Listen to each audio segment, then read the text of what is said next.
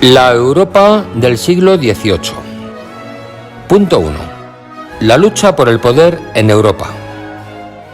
A mediados del siglo XVII había finalizado el largo periodo de las guerras religiosas. A partir de entonces, la historia de Europa se vio marcada por las guerras entre dinastías. Las guerras dinásticas se produjeron por el deseo de los monarcas europeos de acrecentar su territorio e incrementar su poder a expensas de los demás reyes. 1.1. Las guerras de Luis XIV. El soberano más interesado en ampliar su poder fue el rey de Francia, Luis XIV. El ejército francés era el más numeroso y el mejor armado de su época. Único en el continente, contaba con la fuerza de 350.000 soldados. Las guerras empezaron en 1667.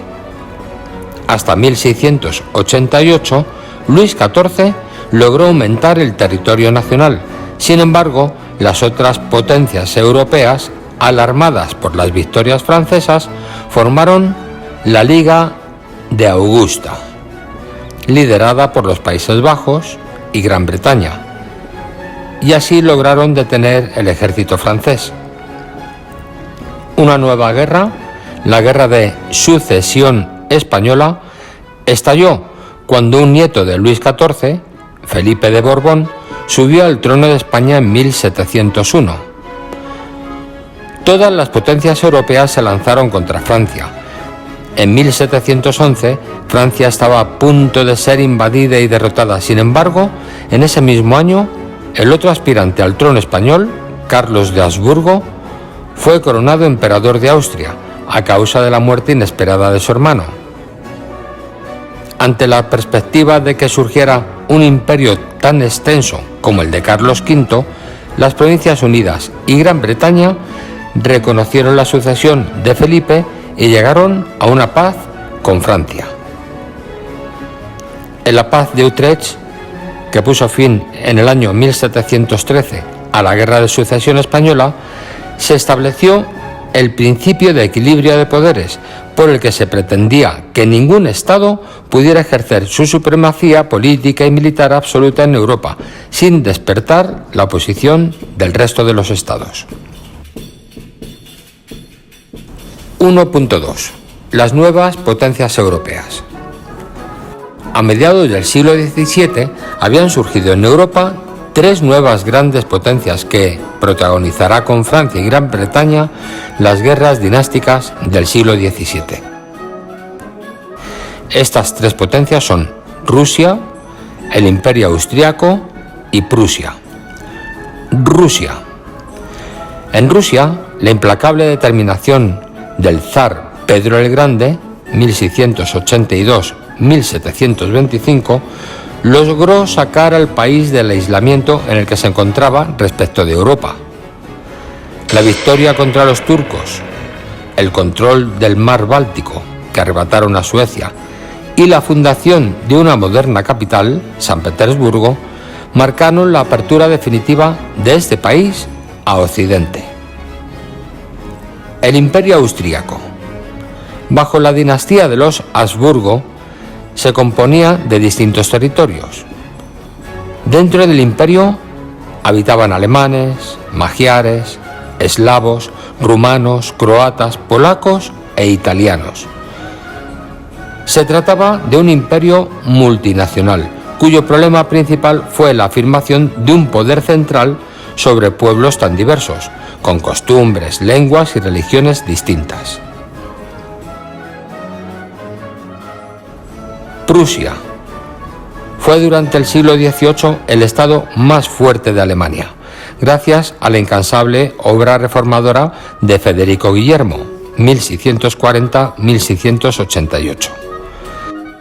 Este rey heredó unos territorios pobres y atrasados, Brandeburgo y Prusia Oriental, y los transformó en un estado absoluto y poderoso. 1.3. Las guerras del siglo XVIII. Durante todo el siglo XVIII, la teoría del equilibrio de poderes no trajo consigo la paz. Todo lo contrario, los monarcas continuaron luchando incesantemente para afirmar sus intereses y extender sus territorios.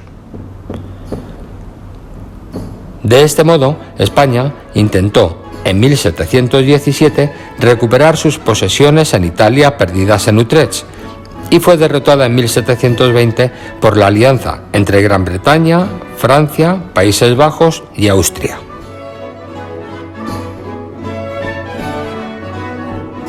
Trece años más tarde, Francia, esta vez aliada con España, atacó Austria, a la que apoyaba Gran Bretaña, y obtuvo en 1738 la región de Lorena y el reino de Nápoles. Este reino estaba destinado a Carlos de Borbón, hijo del rey de España, que gobernaría más tarde en España como Carlos III.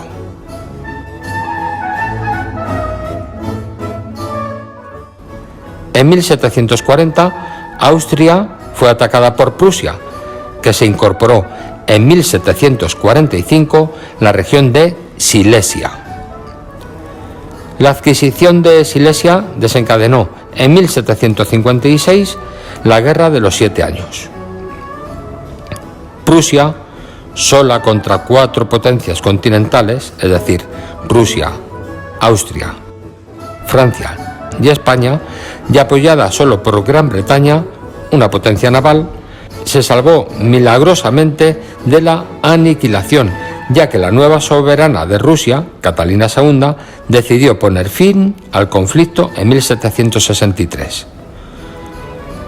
Prusia mantuvo Silesia y, 10 años después, alcanzó la continuidad territorial uniendo la parte oriental con la parte occidental de Prusia.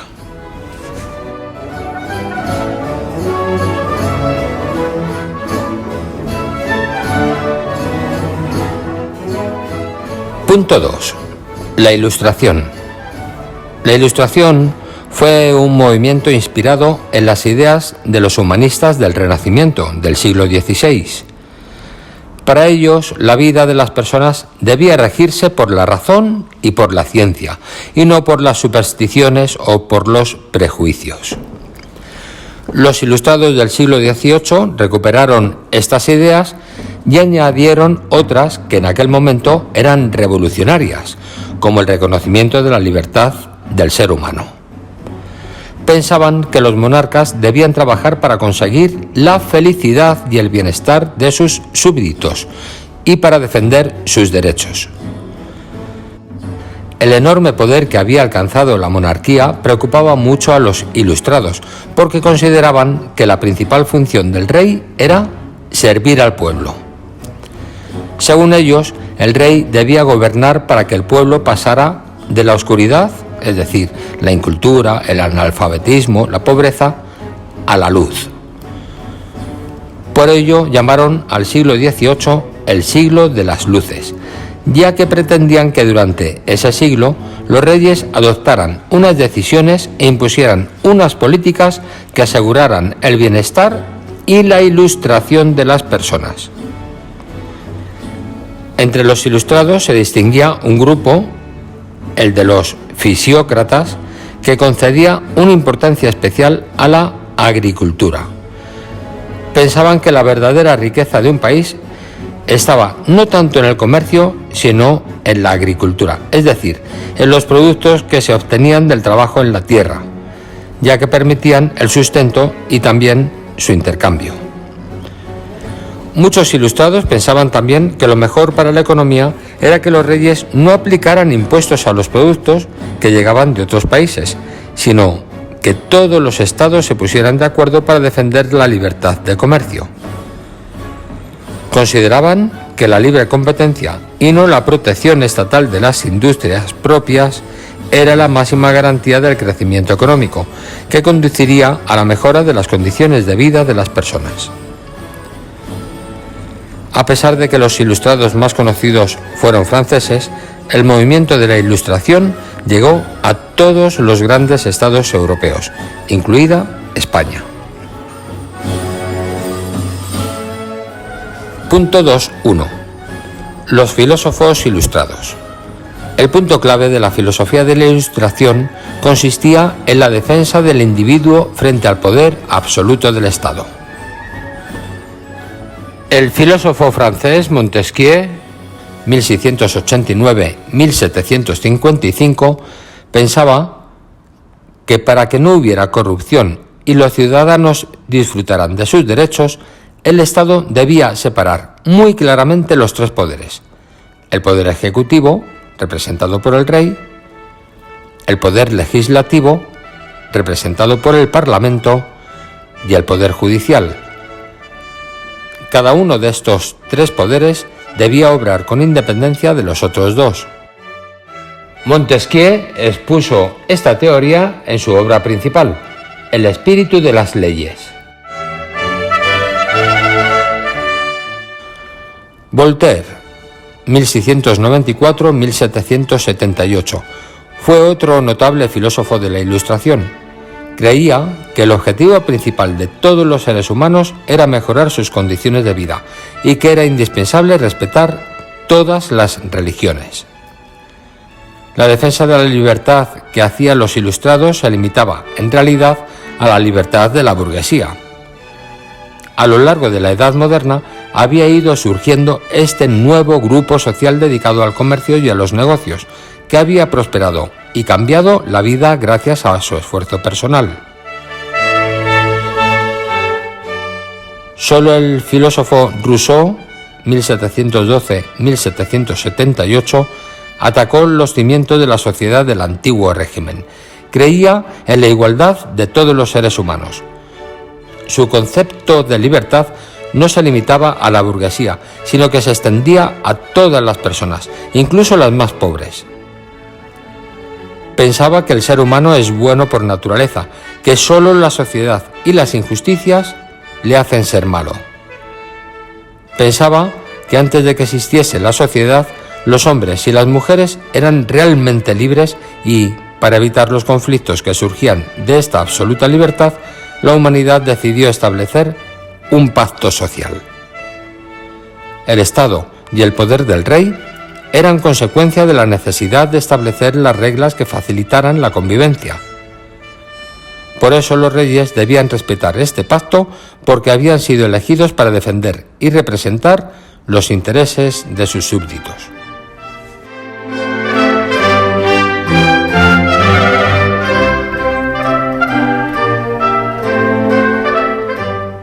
Punto 3. El despotismo ilustrado. El pensamiento de la Ilustración era hostil a las monarquías absolutistas que se habían asentado en Europa desde el siglo XVII. Sin embargo, muchos de los grandes filósofos disfrutaron de gran prestigio en las cortes europeas. Federico II de Prusia, Catalina II de Rusia o María Teresa y José II de Austria tenían la firme convicción de que su función principal era impulsar las políticas reformadoras de los ilustrados y transformar el Estado para alcanzar la felicidad de sus súbditos.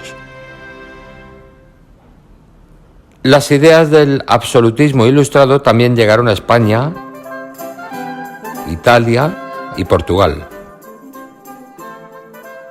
Francia y Gran Bretaña se quedaron al margen de estas políticas reformadoras ilustradas. En el caso de Francia, las reformas no se produjeron por la debilidad de la monarquía después de la muerte de Luis XIV. En el caso de Gran Bretaña, las transformaciones fueron el resultado de un sistema político distinto, el parlamentarismo, y no de la influencia de la Ilustración. Las políticas reformadoras. Los ejes de las políticas reformadoras fueron: 1. Modernización administrativa y fiscal.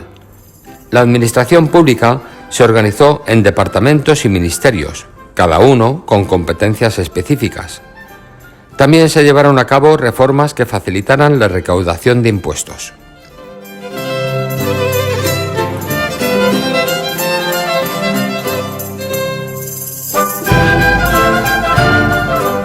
2. Reducción del poder de la Iglesia. El Estado extendió su poder de administrar justicia, aboliendo los derechos y los privilegios de los tribunales eclesiásticos, entre ellos el de la Inquisición, y confiscando las tierras pertenecientes a la Iglesia. 3. Progreso de la agricultura. La tierra seguía siendo el principal sector productivo de la economía. Los estados promovieron la bonificación de vastas regiones para ganar nuevas tierras de cultivo, la difusión de técnicas más eficaces de producción y la transformación de los sistemas de propiedad para reducir el peso de la nobleza y aumentar el poder de los pequeños propietarios. Y 4. Extensión de la educación. Los monarcas encargaron a las únicas autoridades locales del tiempo, las parroquias y los nobles locales, la organización de escuelas en las que se impartieran clases de educación primaria. 3.2. La aplicación de las reformas. Las reformas no avanzaron al mismo paso en todos los países. En Austria, bajo el reinado de María Teresa, entre 1740 y 1780, y sobre todo durante el reinado de su hijo José II, entre 1765 y 1790, se llevaron a cabo grandes reformas. Se limitó la pena de muerte, se suprimió la tortura y se introdujo un derecho político hasta entonces desconocido, la libertad de prensa. En el campo fueron abolidas las servidumbres personales y los campesinos pudieron por primera vez casarse, elegir un trabajo y trasladarse de territorio libremente. Prusia. En Prusia, Federico II, entre 1740 y 1786, centró sus reformas en el fortalecimiento del ejército y en un aumento de funcionarios, aunque en ambos sectores la aristocracia siguió ocupando los más altos cargos. El ejército prusiano se convirtió en el más numeroso de Europa en relación con la población. Los nobles mantuvieron su predominio sobre el mundo rural, pero se modernizó la agricultura. Prusia fue el primer país de Europa que estableció en 1763 la educación primaria obligatoria, a cargo de un cuerpo de maestros, en su mayoría antiguos militares, formados y pagados por el Estado. Rusia. En Rusia, durante el reinado de la emperatriz Catalina II, entre 1762 y 1796, la mayoría de las reformas no lograron pasar de la teoría a la práctica. Por un lado, Catalina exaltó los principios de libertad e igualdad de los ciudadanos, intentó modernizar el Estado, aumentar sus recursos financieros y promover la instrucción primaria. Por otro lado, mantuvo la servidumbre de los campesinos y amplió los privilegios de la nobleza, hasta tal punto que eximió a los nobles del pago de impuestos y de la obligación, impuesta por Pedro el Grande, de servir en el ejército.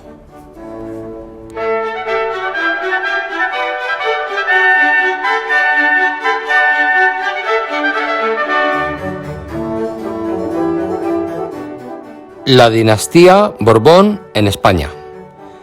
En el año 1700 moría sin descendencia Carlos II, el último rey Habsburgo. Esta situación desencadenó una nueva guerra europea, la Guerra de Sucesión, provocada por el interés de Felipe de Borbón y el archiduque Carlos de Austria, ambos sobrinos del monarca fallecido, por ocupar el trono español. La victoria de Felipe V de Borbón, nieto del rey de Francia, Luis XIV, propició una serie de reformas para racionalizar la administración y así modernizarla. Estas reformas borbónicas que se aplicaron en España y en las colonias pretendían recaudar mejor los impuestos, controlar el poder de la nobleza, crear funcionarios que fueran fieles al rey y a los intereses del Estado, e implantar las mismas leyes para todos los súbditos. Carlos III, el monarca ilustrado. Tras el breve reinado de Fernando VI, entre 1746 y 1759, subió al trono Carlos III. Por sus modernas ideas y sus propuestas para mejorar la economía y las condiciones de vida de las personas, se le considera uno de los grandes monarcas ilustrados de Europa. Sus principales ministros fueron el marqués de Esquilache, el conde de Campomanes, el conde de Floridablanca y el conde de Aranda. Llegó a España en 1759, procedente de Nápoles, una de las cortes más importantes de la época. Madrid le pareció una pequeña ciudad que no estaba a la altura de ser la capital de un imperio. Por ello, emprendió nuevas reformas y ordenó la construcción de obras públicas. Preocupado por la agricultura, repobló con campesinos europeos zonas despobladas del territorio español. Carlos III estaba muy interesado en la extensión de la educación pública y en la creación de sociedades económicas de amigos del país, unas asociaciones que fomentaban la agricultura, la industria, el arte y el comercio. La expulsión de la Compañía de Jesús de todos los territorios de la monarquía hispánica en 1767 formó parte también de estas medidas reformistas.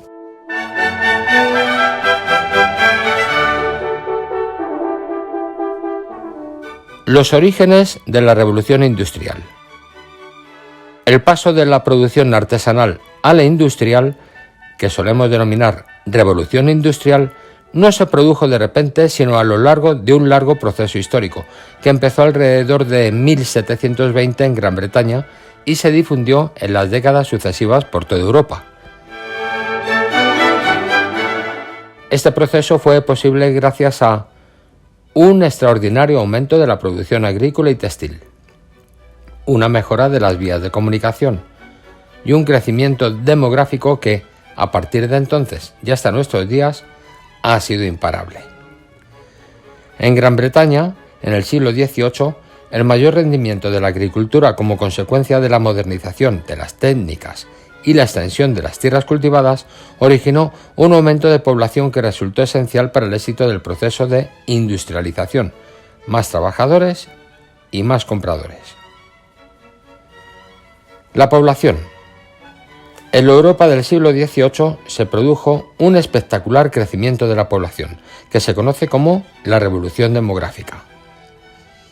La población europea pasó de los 100 millones de habitantes a mediados del siglo XVII a los casi 190 millones a finales del siglo XVIII. En épocas anteriores ya se habían producido crecimientos de población importantes, debido principalmente al aumento de los nacimientos, el índice de natalidad. En el siglo XVIII incidió un nuevo factor. El índice de mortalidad disminuyó, sobre todo el de la mortandad infantil. Todo ello se debió principalmente al progreso de la medicina, porque se encontró el remedio para enfermedades tan graves como la viruela y la malaria. También se debe a la mejora de las técnicas de parto y a la mayor higiene de las personas. Se difundió el uso del jabón. Y de las ciudades, que se dotaron de alcantarillas y nuevos canales para el abastecimiento de agua de sus habitantes. Además, las hambrunas de los siglos anteriores se hicieron menos frecuentes. La peste, que tanto daño había hecho en Europa, desapareció del continente a partir de 1721.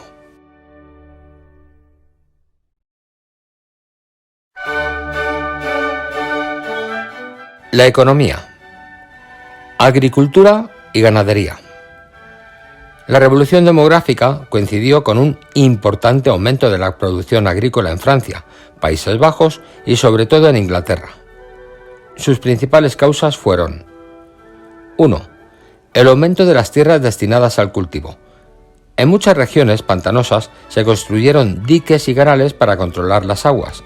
También muchos bosques fueron talados para crear nuevas zonas de cultivo. 2. La expansión de la ganadería y con ella el aumento de la carne destinada a la alimentación de las personas y, también, del abono para la tierra. 3. La introducción de nuevos cultivos de alta productividad, como el maíz, la patata, la remolacha y la coliflor. Y 4. El desarrollo, sobre todo en Inglaterra, de nuevas empresas agrícolas que, después de desplazar a los campesinos de sus tierras, creaban grandes espacios destinados a un único cultivo. Enclosures. La producción textil y el comercio. A comienzos del siglo XVIII, la producción textil era la actividad más importante de la economía después de la agricultura. Los artesanos e incluso los campesinos en su propia casa, durante los meses de invierno, cuando no se trabajaba la tierra, producían tejidos a partir de la lana obtenida de las ovejas. Después de 1750, la situación empezó a cambiar. En las colonias británicas de la India, los británicos habían aprendido a hilar y a tejer la fibra de una planta, el algodón. El algodón era más ligero que la lana, pero se podía utilizar no solo para hacer ropa, sino también para confeccionar cortinas, sábanas, mantas y toallas, y sobre todo era mucho más económico que todos los tejidos hasta entonces conocidos. Por todo ello, el algodón se convirtió en el tejido más importante y ventajoso.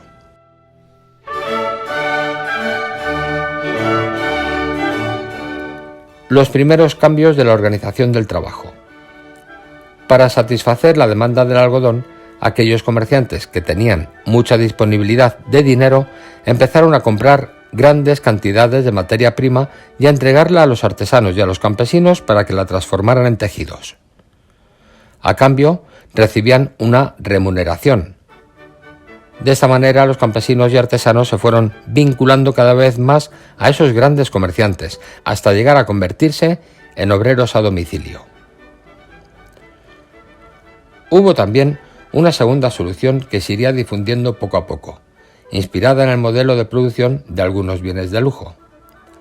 Comprar, además de la materia prima, la maquinaria y reunir a los trabajadores en un único espacio, la fábrica.